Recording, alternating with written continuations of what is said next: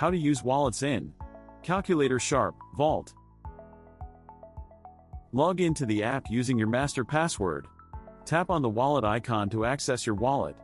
Choose any wallet category where you want to store your data. Tap on Bank Account. Then tap the plus button or icon and store details such as title, bank name, account type, and account number. Tap on Web Account.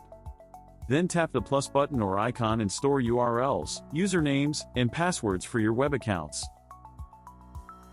Tap on Credit Cards.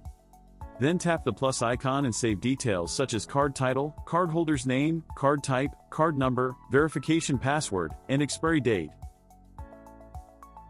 Tap on Database. Then tap the plus icon and store database details like title, database type, server port, access key, username, and password. Tap on e-banking. Then tap the plus button or icon and save the title of the online banking website, username, and password. Tap on email accounts. Then tap the plus button or icon and store email account details such as title, type, username, password, website, and server. Thanks for watching.